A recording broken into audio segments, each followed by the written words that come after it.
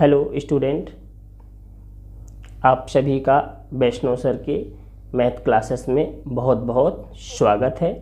आज हम कक्षा 9वीं की गणित के सवालों का हल करना सीखेंगे। अध्याय 3 निर्देशांक ज्यामिति प्रश्नावली 3.3।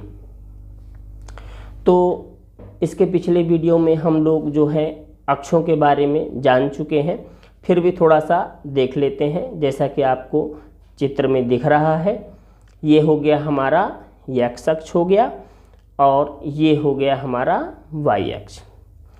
तो इसमें जो है x में दो भाग होते हैं।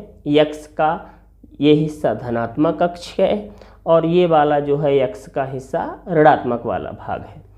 उसी तरह y में भी जो ये हिस्सा है हमारा धनात्मक भाग है और ये नीचे का हिस्सा जो है y का ऋणात्मक भाग है। और ये दोनों रेखाएं जहाँ पे काटती हैं इनको क्या कहते हैं अपन? मूल बिंदु कहते हैं। फिर चतुर्थांश, ये वाला हिस्से को हम क्या कहते हैं? प्रथम चतुर्थांश। और इस हिस्से को कहते हैं द्वितीय चतुर्थांश और इस हिस्से को क्या कहते हैं? तृतीय चतुर्थांश। और ये हो गया हमारा चतुर्थ चतुर्थांश। चलिए, तो अब हम उदाहरण नंबर 3 के प्रश्न को देखते हैं। उदाहरण नंबर 3 का प्रश्न क्या है? कार्तीय तल में बिंदुओं, ये जो बिंदु दिए हैं हमको, उनका हमको स्थान निर्धारण करना है। तो चले, सबसे पहला काम जैसा कि आप चित्र में देख रहे हैं उस तरह से अपन x अक्ष y अक्ष बना लेंगे और इस तरह से इनमें संख्याएं लिख लेंगे, है ना। धनात्मक x के धनात्मक भाग में धनात्मक संख्या लिखेंगे, x के ऋणात्मक भाग में ऋणात्मक संख्या लिखेंगे। उसी प्रकार y अक्ष के धनात्मक भाग में धनात्मक संख्याएं लिखेंगे और y अक्ष के ऋणात्मक भाग में ऋणात्मक संख्याएं लिखेंगे। तो चलें, सबसे पहला काम अब हम बिंदुओं का निर्धारण करते हैं। तो पहला बिंदु का निर्देशांक क्या दिया है? x का 5 है और y का निर्देशांक 0 है। तो चूंकि y का निर्देशांक 0 है, इसका मतलब ये है कि ये x अक्ष पर होगा। तो चलें, चित्र में आप लोग देख रहे होंगे कि x का 5 दिया है ना। तो 5 ये धन में है, इसलिए धनात्मक x अक्ष में देखिए धन 5 कहाँ पे है? ये इधर, है ना। तो धनात्मक अक्ष में अपने को धन 5 मिल गया। अब हमको y का मान 0 दिया है, तो हमको और कहीं जाने की ज़रूरत नहीं है, क्योंकि यहीं पे जहाँ पे 5 लिखा है यहीं पे हमारा y का मान 0 हो जाएगा, क्योंकि ये x अक्ष है और x अक्ष में y का मान क्या होता है? 0। तो इस बिंदु का निर्देशांक क्या हो जाएगा? 5, 0। फिर दूसरा बिंदु क्या दिया है हमको? x का 0 निर्देशांक और y के लिए 5 निर्देशांक दिया है। तो अब देखिए यहाँ पे x 0 है, इसका मतलब ये स्पष्ट है कि अब ये कहाँ पे होगा? y अक्ष में। जैसे पिछले वाले निर्देशांक में y 0 था तो वो x अक्ष में था, और इसमें क्या है हमारा? x का मान 0 है, और जब x का मान 0 है तो ये कहाँ पे होगा? y अक्ष में होगा। तो चलिए, 0 x का हो गया और y का धन में 5, तो y के धनात्मक अक्ष में देखिए कि 5 कहाँ पे लिखा है? इधर, है ना। तो चलें, तो जहाँ पे 5 लिखा है वहीं पर हमको बिंदु मिलेगा, तो इस बिंदु का निर्देशांक क्या हो जाएगा? 0, 5। फिर चलें, तीसरा निर्देशांक क्या दिया है?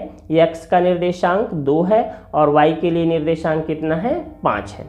तो अब यहाँ पे ध्यान से देखें, x का धन में 2 है और y का भी धन में 5 है, तो मतलब धनात्मक अक्ष में ही हमको चलना है। तो x के धनात्मक अक्ष में 2 देखिए, ये है धनात्मक अक्ष में 2, और y के धनात्मक अक्ष में 5 कहाँ पे है? ये यहाँ पर है। तो चले, अब x अक्ष के धनात्मक अक्ष से हमको 2 से y अक्ष के समांतर, है ना, y अक्ष के समांतर क्या करना है? एक रेखा खींचना है। और उसी प्रकार हमको y अक्ष से भी x अक्ष के धनात्मक समांतर रेखाएं खींचनी है। अब ये दोनों रेखाएं जहां पर प्रतिच्छेद करेंगी वही बिंदु क्या होगा हमारा? 2, 5। तो कहाँ पे प्रतिच्छेद कर रही हैं ये, तो ये बिंदु हमारा हो गया 2,5। फिर चले तीसरा हो गया चौथा निर्देशांक क्या दिया है, x का 5 दिया है और y के लिए निर्देशांक कितना दिया है, 2 दिया है। तो दोनों धन में है, धनात्मक अक्ष में होंगे। तो x का धनात्मक भाग में देखिए 5 कहाँ पे लिखा है, ये यहाँ पर है ना। तो अब x के धनात्मक 5 मिल गया हमको धनात्मक अक्ष में। अब y के धनात्मक अक्ष में देखिए 2 कहाँ पे है, ये इधर पे। तो अब हम x के धनात्मक अक्ष से 5 से एक समांतर रेखा खींचेंगे, y अक्ष के समांतर है ना। तो एक समांतर रेखा खींचेंगे और उसी प्रकार y अक्ष से भी अपन 2 के समांतर एक जो 2 लिखा है जहाँ पे ना, वहाँ से अपने को 2 से x अक्ष के समांतर एक रेखा खींचना है। और ये दोनों रेखा जहाँ पर प्रतिच्छेद करेगी, एक दूसरे को काटेगी, वही कटान बिंदु हमारा क्या हो जाएगा, उसका निर्देशांक का स्थान निर्धारित हो जाएगा। तो इस बिंदु का निर्देशांक हो जाएगा 5,2। फिर अगला बिंदु क्या दिया है हमको, x के लिए ऋण 3 निर्देशांक है और y अक्ष के लिए धन में 5। अब देखिए x के लिए क्या है, ऋण 3। तो अब आपको x के ऋणात्मक अक्ष की ओर जाना है और देखिए ऋण 3 कहाँ पर है, यहाँ पर है ना। तो अब ऋण 3 से हमको जो है अब किधर जाना है, y को देखिए, y का मान क्या है, धन में है ना, और x का मान काहे में है, ऋण में। तो अब ध्यान रखना है x के ऋणात्मक अक्ष से हमको y के धनात्मक अक्ष की ओर खींचना है। तो ध्यान रखना है, अब चले x के ऋण 3 से हमको समांतर रेखा खींचना है y अक्ष के धनात्मक भाग में। तो चलिए खींचते हैं, ऋण 3 से समांतर रेखा खींचेंगे y अक्ष के समांतर, और उसी प्रकार 5 से भी धन 5 से है ना, y अक्ष के धनात्मक भाग में धन 5 से भी अपन एक समांतर रेखा खींचेंगे। और ये दोनों रेखाएं कहाँ पे काट रही हैं, ये इधर पे है ना। तो ये हो जाएगा हमारे बिंदु ऋण 3,5 का स्थान। फिर चलते हैं, अगला बिंदु क्या दिया है, ऋण 3,5। तो यह पहला ध्यान रखें, निर्देशांक जब भी दिया रहेगा तो जो पहला मान होगा वो x के अक्ष के लिए निर्देशांक है और दूसरा मान क्या है, y अक्ष के लिए निर्देशांक है। तो चलें, x का कितना है, ऋण 3 है और y के लिए ऋण 5 है। तो चलें, x का ऋण 3 ये इधर पे है और y का ऋण 5 कहाँ पे है, ये यहाँ पे है। तो अब ये ऋण 3 से अपन क्या करेंगे, y अक्ष के समांतर रेखा खींचेंगे। उसी प्रकार ऋण 5 से y अक्ष पर जो ऋण 5 है वहाँ से भी x अक्ष के समांतर रेखा खींचेंगे और ये दोनों रेखाएं जहाँ पर भी प्रतिच्छेद करेंगी वह बिंदु क्या हो जाएगा, ऋण 3 ऋण 5 का स्थान हो जाएगा, है ना। अब चलें, अगला क्या है, x का 5 कामा y के लिए कितना है, ऋण 3। तो चलें, अब x का धन में है ना, तो धनात्मक भाग में चलिए और 5 देखिए कहाँ पर है, यहाँ पर। तो x के धन 5 से अपन y अक्ष के समांतर जो है रेखा खींचेंगे और उसी प्रकार y अक्ष के ऋण 3 से भी अपन एक समांतर रेखा खींचेंगे। ये दोनों रेखाएं जहाँ पर प्रतिच्छेद करेंगी वह प्रतिच्छेद बिंदु क्या कहलाएगा, जो ये बिंदु दिख रहा है आपको, ये बिंदु क्या कहलाएगा, 5 कामा ऋण 3 का स्थान हो जाएगा, है ना। अब चलें, अगला क्या है हमारा, 6 कामा 1। अब चलें, इसके लिए हम स्थान निर्धारित करें। तो x के लिए निर्देशांक कितना दिया है, 6 है और y के लिए 1। तो चलें, x के 6 से है ना y अक्ष के समांतर रेखा खींचें और y अक्ष के 1 से समांतर रेखा खींचें। अब ये दोनों रेखाएं जहाँ पर भी एक दूसरे को प्रतिच्छेद करेंगी वह बिंदु जो है हमारा 6 कामा 1 का स्थान हो जाएगा, है ना। चलिए, समझ में आ गया होगा आशा करते हैं। अब चलें उदाहरण नंबर 4 के सवाल को देखते हैं। उदाहरण नंबर के 4 में कोई नया काम नहीं है, जो काम अपन उदाहरण 3 में किए हैं वही काम उदाहरण 4 में भी करना है।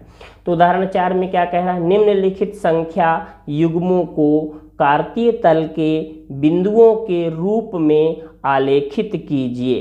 अक्षों पर पैमाना 1 सेंटीमीटर बराबर 1 एकक लीजिए। अब यहाँ से देखो, जो अपने पास ग्राफ रहेगा तो उसमें ऑलरेडी लगभग 1 सेंटीमीटर बराबर 1 एकक, चूँकि उसमें पहले से ही लाइनें खींची हुई होती हैं, आपको सिर्फ अंक लिखना होता है ना। आप चित्र में देख रहे होंगे कि किस तरह से ग्राफ होता है और उसमें अपन किस तरह से अंकों को लिखते हैं। तो चलें, अब यहाँ पे हमको टेबल के रूप में दिया है, तो चलो पहले खाने में देखें क्या लिखा है। x के लिए -3 और y के लिए 7। तो -3 है ना x के लिए, तो x के ऋणात्मक अक्ष में चलिए और -3 से समांतर रेखा खींचिए, y अक्ष के समांतर रेखा खींचिए और कहाँ तक जाना है, जब तक हम 7 के सीध में ना पहुँच जाए। फिर 7 से भी समांतर रेखा खींचेंगे। अब ये दोनों रेखाएं जहाँ पर एक दूसरे को प्रतिच्छेद करेंगी वही बिंदु जो है हमको -3, 7 का स्थान हो जाएगा, है ना। अब चलें दूसरा बिंदु हमको क्या दिया है, x के लिए 0 दिया है और y के लिए -3.5 दिया है। तो अब चूंकि ध्यान रखिएगा x का मान कितना दिया है, 0, इसका मतलब ये स्पष्ट है कि यह बिंदु y अक्ष पर ही होगा क्योंकि x का मान 0 है। अब y के लिए कितना दिया है, -3.5। अब ये दशमलव लगा है तो इसमें परेशान होने की ज़रूरत नहीं है। जो आप ग्राफ देख रहे हैं उन ग्राफ में देखिए 3 तरह की लाइन है। 2 जो है, एक तरह की लाइन देखिए बहुत मोटी दिख रही होंगी, फिर एक तरह की लाइन पतली होती है थोड़ा सा और एक लाइन और ज़्यादा पतली होती है ना। तो 2 मोटी लाइनों के बीच में लगभग जो है 2 मोटी लाइनों के बीच में 9 लाइन छोटी होती हैं और 2 लाइनों के बीच में एक और थोड़ी सी कम मोटी लाइन होती है ना। तो वो जो है लाइन है वो 0.5 का स्थान बताती है। तो अब हमको कितना लेना है, -3.5।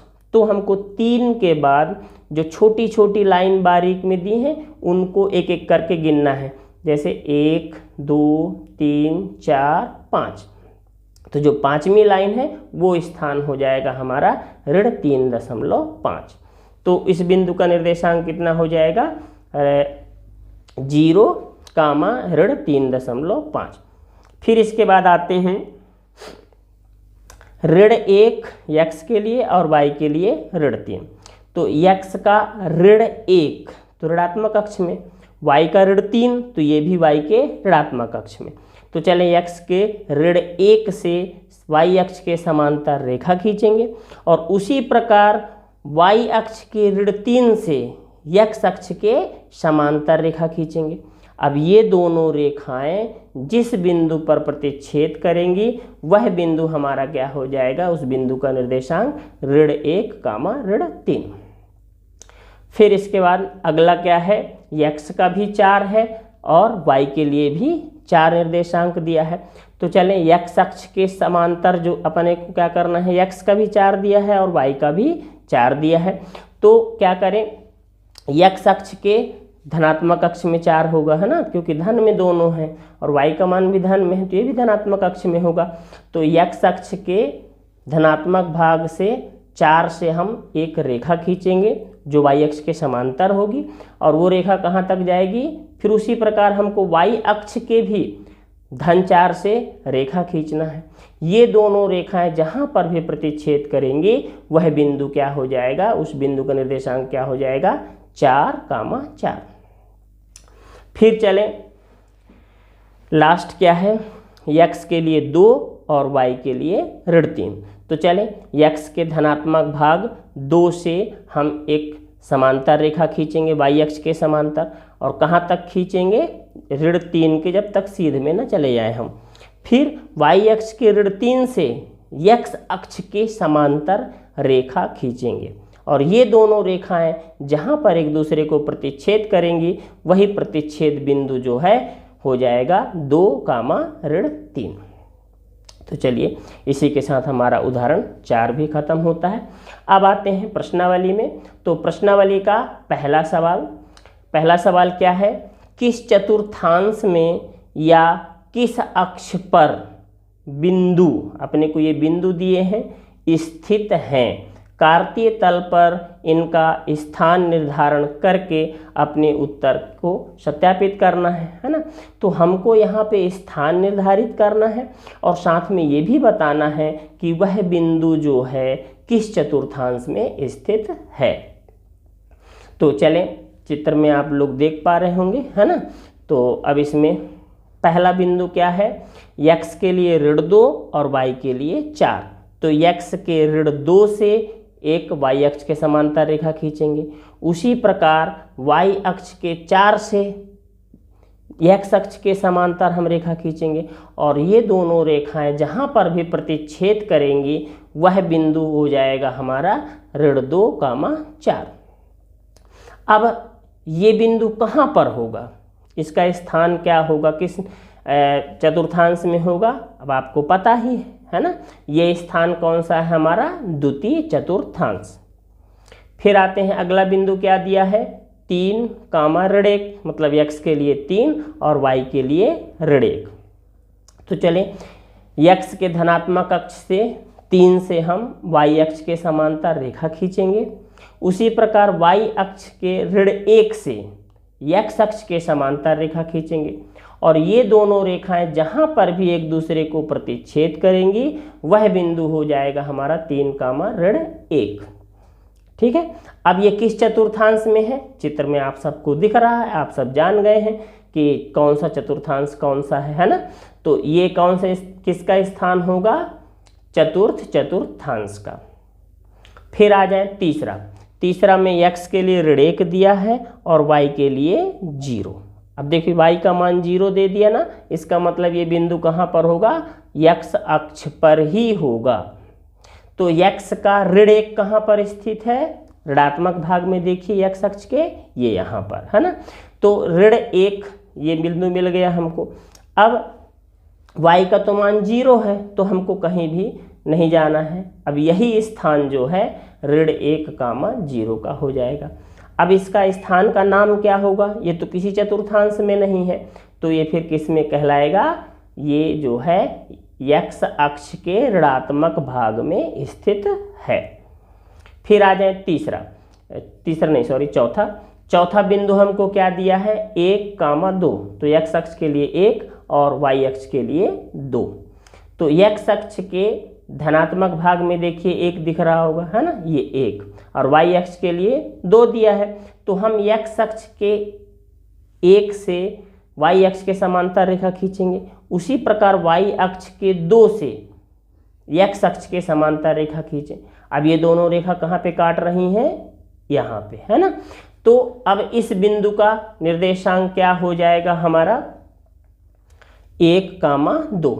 अब ये किस चतुर्थांश में स्थित है, तो अब आप बता सकते हैं ये हमारा प्रथम चतुर्थांश में स्थित है ना। फिर चलें, अगला क्या है, ऋण 3, 5। तो x का मान ऋण 3 और y का मान ऋण 5। तो चलें, x के ऋणात्मक भाग में ऋण 3 होगा, है ना। तो x के ऋणात्मक भाग के ऋण 3 से हम y अक्ष के समांतर रेखा खींचेंगे। उसी प्रकार y अक्ष के ऋणात्मक भाग से ऋण 5 से एक समांतर रेखा खींचेंगे। अब ये दोनों रेखाएं जहां पर भी प्रतिच्छेद करेंगी वह बिंदु क्या हो जाएगा हमारा, ऋण 3, ऋण 5 का स्थान। तो देखिए ऋण 3, ऋण 5 का स्थान क्या आ रहा है, बताइए, तृतीय चतुर्थांश, है ना। चलिए, तो इसी के साथ प्रश्न 1 खत्म होता है। अब आते हैं प्रश्न 2 में। तो प्रश्न 2 क्या दिया है हमको, अक्षों पर दूरी का उपयुक्त एकक लेकर नीचे सारणी में दिए गए बिंदुओं को तल पर आलेखित कीजिए। तो हमको उसी तरह से जिस तरह से अपन उदाहरण 4 देखे थे उसी तरह से सेम इसको भी करना है ना। तो चलें, जैसा कि आप लोग चित्र में देख रहे हैं उस तरह से ग्राफ ले लेंगे और उसमें संख्याएं लिख लेंगे, x अक्ष y अक्ष भी लिख लेंगे, है ना। तो चलें, पहला बिंदु हमारा क्या दिया है, पहले बिंदु के लिए x का मान ऋण 2 और y का मान धन 8। तो x के ऋण 2 से हम y अक्ष के समांतर रेखा खींचेंगे और उसी प्रकार y के 8 से x अक्ष के समांतर रेखा खींचेंगे। अब ये दोनों रेखाएं कहाँ पर काट रही हैं, यहाँ पर, है ना। तो ये बिंदु जो है हमारा क्या हो जाएगा, इसका निर्देशांक ऋण 2 8। अब आप बता सकते हैं ये किस चतुर्थांश में है, ऋण 2 चतुर्थांश में है। फिर अगला बिंदु क्या दिया है, x का ऋण 1 और y के लिए 7।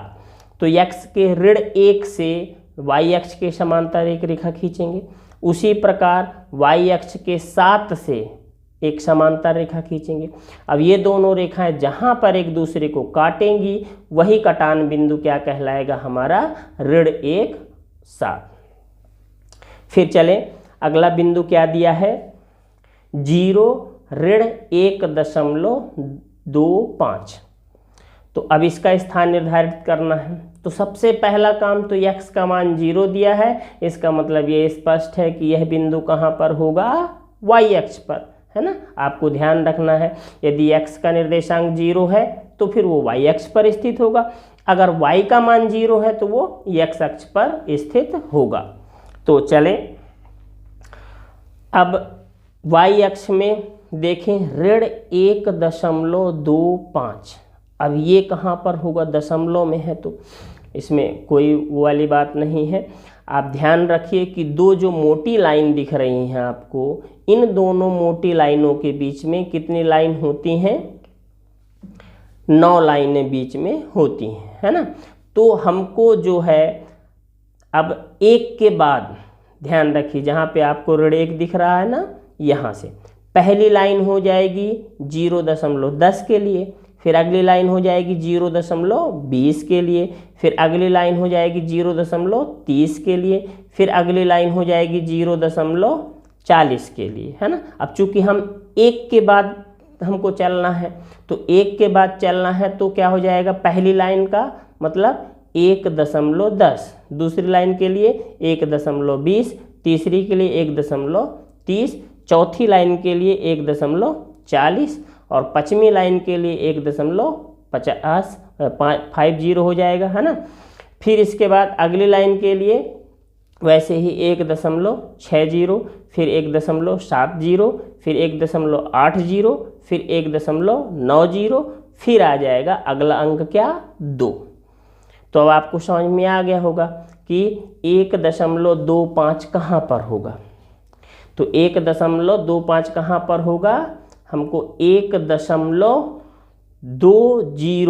और 1.30 के बीच में वो बिंदु लेना है। तो वो बिंदु कौन सा होगा, ये वाला बिंदु, है ना। तो इस बिंदु का निर्देशांक हो जाएगा 0, ऋण 1.25। चले अब आते हैं अगला निर्देशांक क्या दिया है, x अक्ष के लिए 1 और y अक्ष के लिए 3। तो चले x अक्ष के धनात्मक भाग से 1 से y अक्ष के समांतर रेखा खींचेंगे। फिर इसके बाद y अक्ष के धनात्मक भाग से 3 से हम जो है x अक्ष के समांतर रेखा खींचेंगे। अब ये दोनों रेखाएं जहाँ पर भी एक दूसरे को प्रतिच्छेद करेंगी वह प्रतिच्छेद बिंदु क्या हो जाएगा, हमारा 1, 3। फिर आ जाए अगला निर्देशांक क्या दिया है हमको, x के लिए 3 दिया है और y के लिए ऋण 1 दिया है। तो चले अब x अक्ष के धनात्मक भाग में देखिए (3) कहाँ पे है, ये यहाँ पर। तो x अक्ष के धनात्मक भाग 3 से और y अक्ष के ऋणात्मक भाग से लेना है ऋण 1 से, है ना। तो चलें x के धनात्मक भाग 3 से हम जो है y अक्ष के समांतर रेखा खींचेंगे। उसी प्रकार y अक्ष के ऋण 1 से ये x अक्ष के समांतर रेखा खींचेंगे और ये दोनों रेखाएं जहां पर भी प्रतिच्छेद करेंगी वह प्रतिच्छेद बिंदु क्या हो जाएगा, 3, ऋण 1। तो इसी के साथ जो है हमारा अध्याय 3 प्रश्नावली 3.3 के 2 सवाल उदाहरण के हो गए और 2 प्रश्नावली के हो गए। आशा करते हैं कि आप सभी को वीडियो बहुत पसंद आई होगी। जो सवाल हमारे द्वारा समझाया गया है समझ में आ गया होगा। वीडियो को आप लोग ज़्यादा से ज़्यादा लाइक करें, शेयर करें, कमेंट करें और सब्सक्राइब आपको ज़रूर करना है। हमारे वीडियो के नीचे ही देखिए लाल कलर से लिखा होगा सब्सक्राइब का बटन ज़रूर दबाएं। सब्सक्राइब का बटन दबाने से ये होगा कि आपको जो हमारी आने वाली वीडियो हैं वो नोटिफिकेशन में प्राप्त हो जाया करेंगी, है ना। तो आप सभी स्टूडेंट का बहुत बहुत धन्यवाद।